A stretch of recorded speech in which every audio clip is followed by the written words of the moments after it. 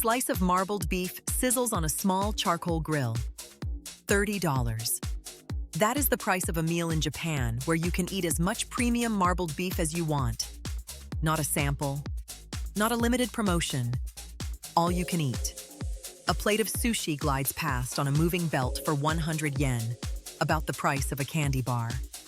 A worker presses a yellow discount sticker onto a boxed dinner an hour before closing, and restaurant-quality food in a department store basement drops to half price. A close-up shows glossy raw fish resting on a small bed of rice. And here is what makes all of this strange. The food is not worse. It is often better than what the same money buys anywhere else in the world.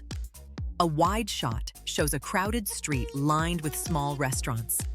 So how does an entire country sell excellent food at prices that should not work?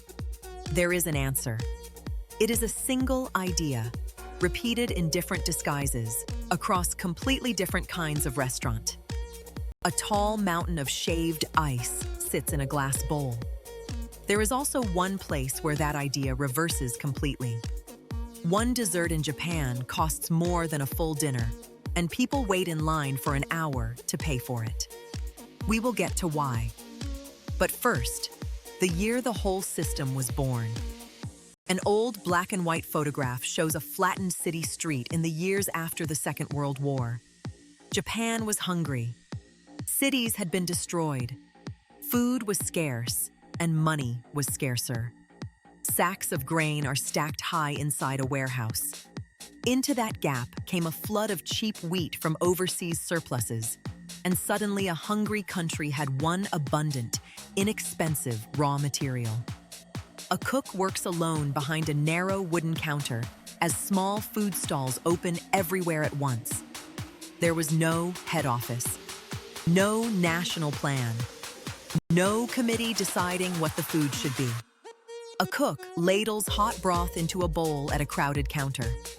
Thousands of cooks solved the same problem at the same time, and the problem was always identical. How do you feed a great many people very well for very little money? A narrow street is packed tightly with small buildings. The constraint never changed either. Japan has expensive land, expensive labor, and customers who will not accept bad food. A menu board shows high prices in a quiet, empty restaurant. In most of the world, that combination produces one result. Prices go up. A waiter carries a tray across an empty dining room. Japan went the other way. Instead of raising the price, it began removing costs the customer never actually wanted to pay for. Not the ingredients, not the skill, everything else. And the first thing to go was the person carrying your plate. A cook shapes rice by hand behind a small counter in 1958. A restaurant owner has a problem he cannot solve. His standing sushi counter is popular. It is too popular. A line of customers waits outside a small restaurant. He cannot hire enough skilled hands to keep up, and skilled hands are expensive. Customers wait. Business is lost. The numbers do not work. Bottles move steadily along a conveyor belt inside a beer factory. Then one day, he visits one and watches bottles glide down the bottling line, each carried smoothly to the next station, with nobody running back and forth. And he asks the question that changes how a country eats. What if the food moved instead of the waiter? A conveyor belt curves through a restaurant carrying small plates. He spends years working out the details. Too fast, and the plates slide past before you can take one. Too slow, and the food sits out. A hand reaches out and lifts a plate from a moving belt. About 5 centimeters per second turns out to be exactly right. A family sits along a counter watching plates go by in the first rotating sushi restaurant in the world. Customers sit down. Plates drift past. You reach out and take whatever looks good. No ordering, no waiting, no waiter at all. An empty formal dining room with white tablecloths is shown. Now look closely at what that actually deleted. Think about what a traditional restaurant charges you for. Skilled cooks who trained for years. That part stays. Good ingredients. That part stays. A server pours water into a glass at a quiet table. But also this. A server taking your order. A server carrying your plate. A server returning to ask how everything is. A calm room with wide space between the tables. Time. All of that comfort is built into the price of every single piece you eat. A single kitchen sends plates out to a full room of customers. The belt removes it. One kitchen can feed an entire room with almost no floor staff at all. Fewer staff means lower cost. A child watches the plates pass by with wide eyes. Lower cost means sushi stops being a special occasion and becomes an ordinary weekday dinner. A close-up shows a piece of fresh fish laid across rice. And here is the part that matters most. Japan did not make sushi cheap by making sushi worse. It made sushi cheap by deleting the parts of the restaurant that were never the food. That is the idea. That is the entire idea. Everything that follows is the same move, wearing a different costume. A row of glowing vending machines stands on an empty street at night. Now, take that same idea and remove the building entirely. A machine dispenses a hot bowl of noodles into an opening. Japan has more vending machines for each person than almost anywhere on Earth, and they do not only sell drinks. There are machines selling hot noodle soup, fresh eggs from a farm down the road, ice cream at 3 in the morning, even premium marbled beef. A worker restocks a machine early in the morning. The logic is identical to the belt. No rent for a dining room. No floor staff.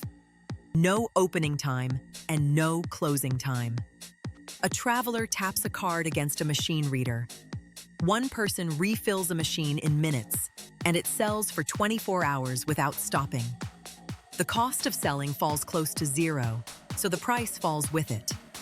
A long buffet line of steaming metal trays sits under heat lamps. Now here is where most travelers get genuinely confused.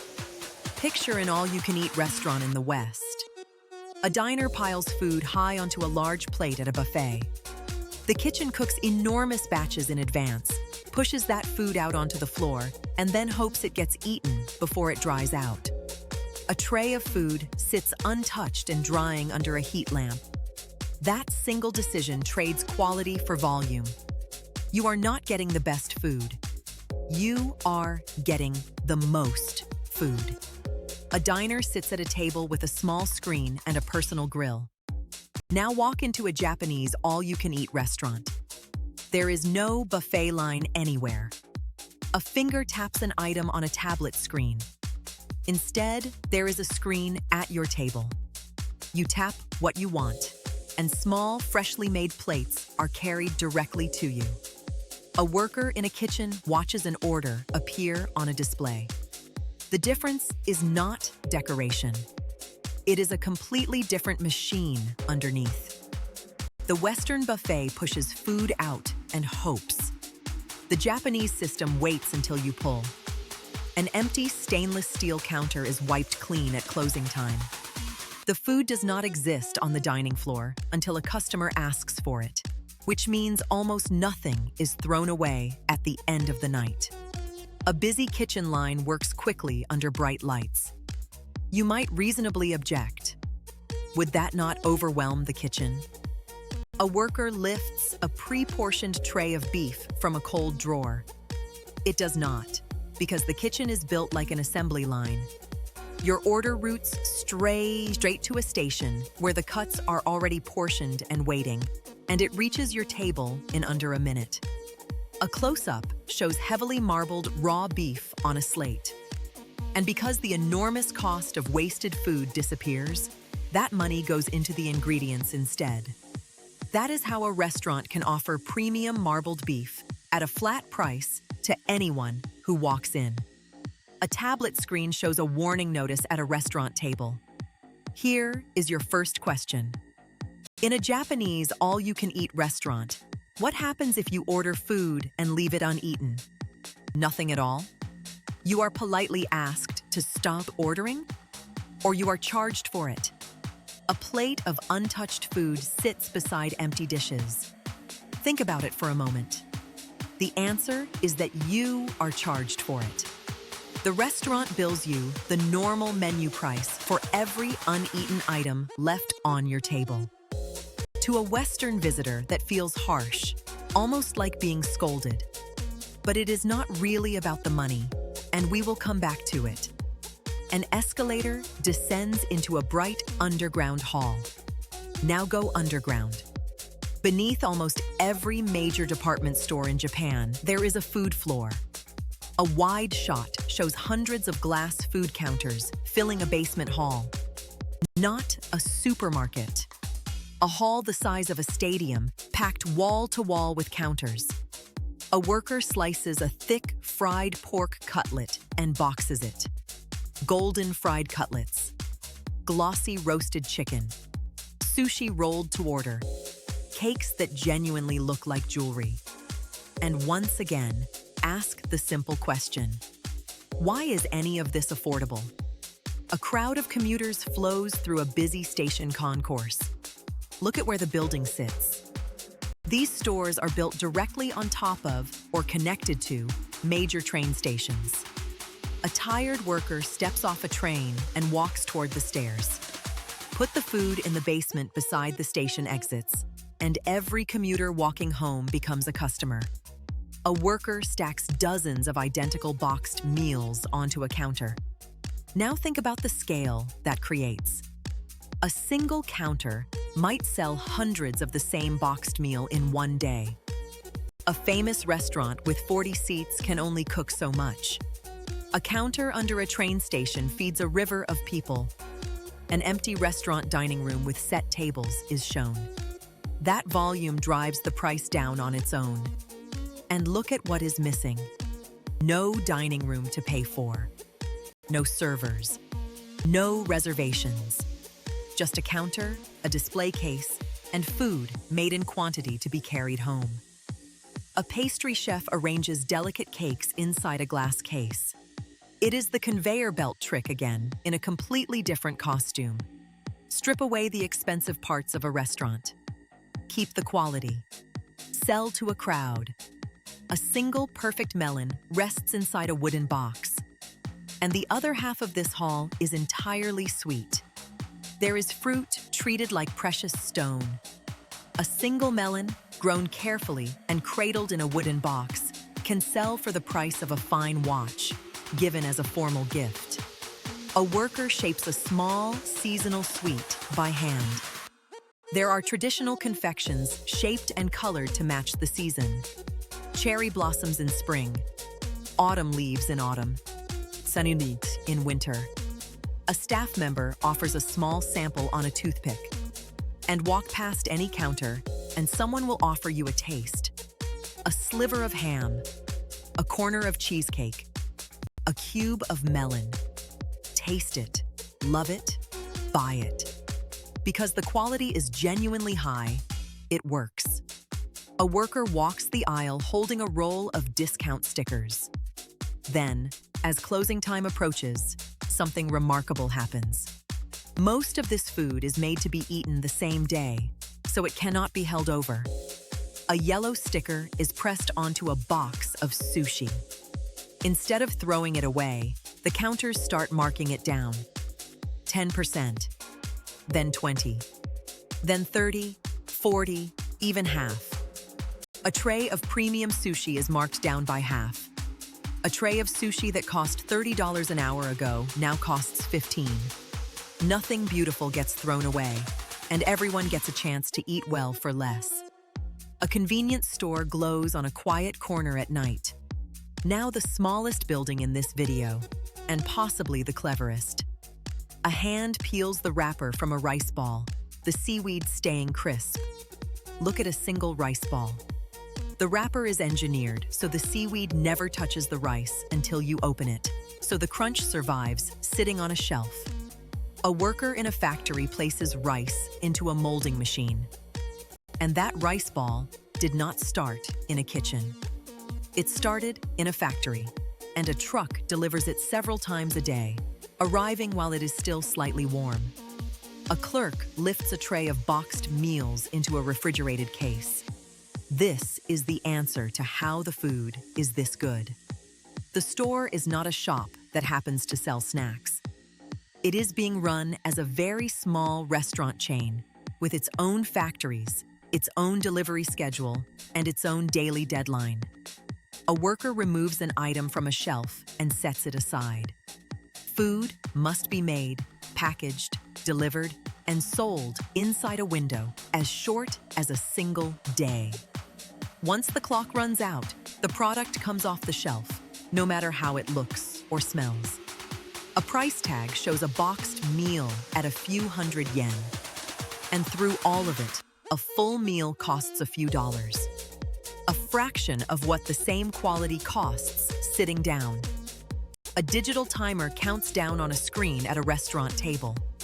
Now back to the all-you-can-eat restaurant, because a second machine is running there. When you sit down, a clock starts, usually 90 minutes, with a last order warning before the end. To a foreign visitor, this feels stressful, even hostile. But look at the arithmetic behind it.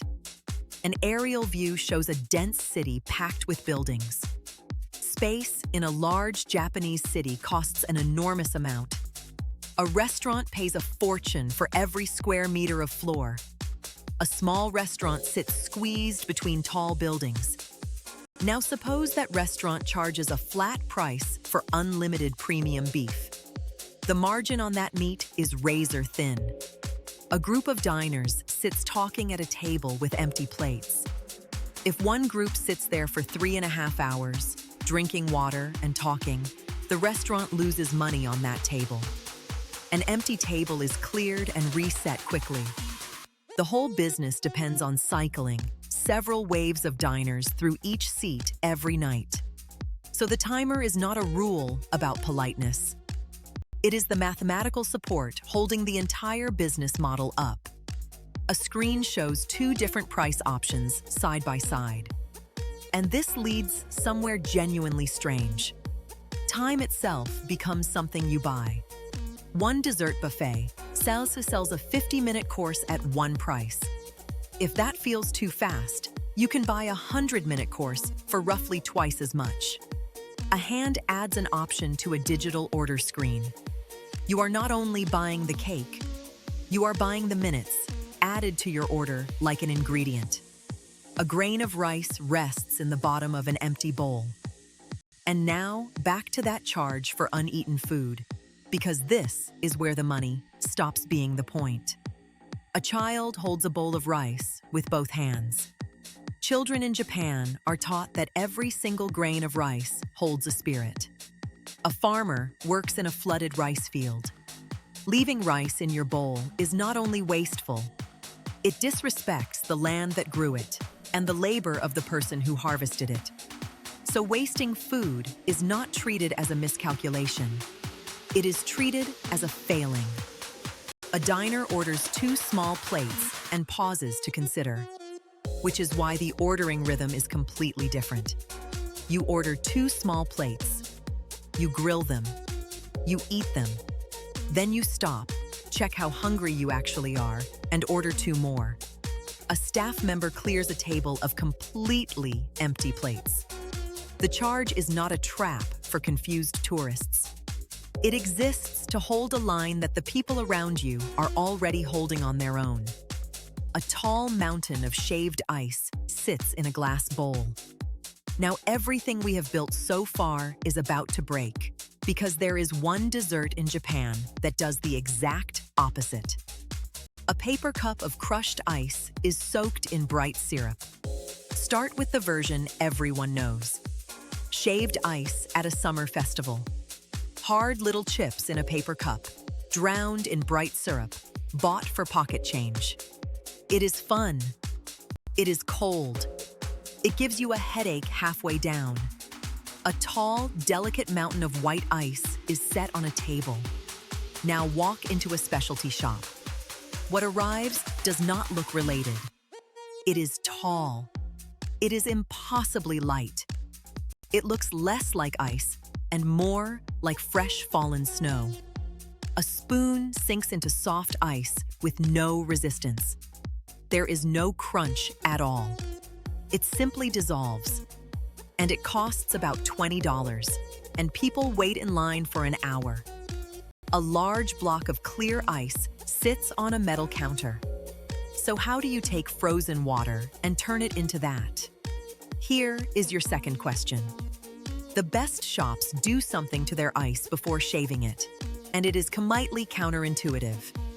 Do they freeze it much colder? Do they warm it up slightly? Or do they add salt to it? A hand rests on the surface of a block of ice. Think about it for a moment. The answer is that they warm it up. A block of ice sits out on a counter, warming slowly. Rock-hard ice, straight from a deep freezer, shatters into chips. Ice, allowed to warm to just around the freezing point, shaves into long, wafer-thin sheets. A blade slides across ice, producing a curl of white. Think of a plane sliding a smooth curl off a piece of wood, instead of smashing that wood with a hammer. One gives you delicate ribbons. The other gives you rubble. A worker turns a handle steadily as white ice rises in a bowl. Then the shavings are built up in slow, gentle, airy layers, never packed down. Layer by layer, a mountain rises, light enough that it trembles when you touch it. A spoonful of soft ice melts instantly. That trapped air is the whole trick. It is why it never gives you that painful cold shock. A shallow field of water freezes slowly in a mountain valley. But the texture is only half of it. The other half is the ice itself. The most prized shops use ice grown outdoors. Producers flood shallow, clean fields with pure spring water in the depths of winter and let the cold do the work over many days and nights. A clear block of ice is held up to the light. Because it freezes so slowly, it forms in dense, clear, almost glass-like blocks. Hold a piece up to the light and you can see straight through it. A worker cuts a block of ice by hand in a snowy field. And here is the part that changes everything. There are only a handful of these producers left in the entire country. Snow falls on a still mountain pond. The process depends completely on the weather. One warm winter ruins an entire season's harvest, and nobody can do anything about it. You cannot rush a mountain. A worker stands alone, shaving ice with total concentration. So look at what just happened to our rule. Every other system in this video removes a cost that can be removed. The waiter, the dining room, the waste, the idle table. A block of clear ice rests on a wooden counter. Here, the cost cannot be removed. The hours in one person's hands cannot be automated. A winter that happens once a year in one place cannot be scaled up. A customer looks at the finished dessert before eating. So Japan does the honest thing. It charges what the thing actually costs and says so plainly. A hand lifts a plate from a moving belt, which reveals the rule that was underneath all of it the whole time. Remove every cost that was never the food. Charge fully for the cost that is. A row of small shops lines a narrow evening street. There is one last mechanism, and it is the reason nobody can simply raise the price. A bowl of milky white broth is set on a counter. Consider the noodle soup Japan is famous for. It did not come from Japan. It arrived from abroad about a century ago. A cook works alone, in a small noodle shop. And after the war, when the cheap wheat arrived, noodle shops opened everywhere at once. No head office, no national recipe. Snow falls heavily on a northern city street. So each region built its own version out of whatever it had. In the frozen north, thick, fermented paste and animal fat to trap the heat. In a southern region full of pig farming, cheap bones boiled until the broth turned white. A wall covered with dozens of different noodle bowl photographs. Today, there are more than 80 distinct regional styles across more than 10,000 shops. Two small shops sit side by side on a narrow street. And that is the last mechanism. Nobody is in charge. No single company sets what a bowl should cost. The competition happens on the street, shop against shop, which means nobody has the power to raise the price because the shop next door will not follow. A hand places money onto a small tray at a counter. So let us put the whole thing together. A conveyor belt carries plates smoothly through a room. The waiter was removed by a belt. The building was removed by a machine on a street corner. The waste was removed by waiting until the customer asks. A wide shot shows a busy underground food hall. The dining room was replaced with a crowd from a train station. The kitchen was replaced with a factory. The idle table was solved by selling time itself. A quiet hand shaves ice slowly and carefully. And where nothing could be removed, the price was allowed to tell the truth. A traveler points at a dish behind glass. Now here is one more thing that came free with all of it. None of these systems require you to speak a word of Japanese. A hand presses a button on a wall-mounted ticket machine. You point at a sample on a counter. You press a button on a machine at the door. You take a plate off a belt. You tap a picture on a screen at your table. A traveler taps an image on a menu screen and smiles. The same design that removed the waiter also removed the language barrier. A menu board shows a simple price beside each dish. There is no tipping anywhere. The price printed on the menu is exactly what you pay, and water arrives cold and free without asking. A traveler sits alone, eating happily beside a window. For a visitor who is nervous about getting it wrong, it is one of the easiest countries in the world to eat in. A city skyline glows softly at sunset. If you enjoy these deep dives into the quiet engineering behind everyday things, consider subscribing to the channel.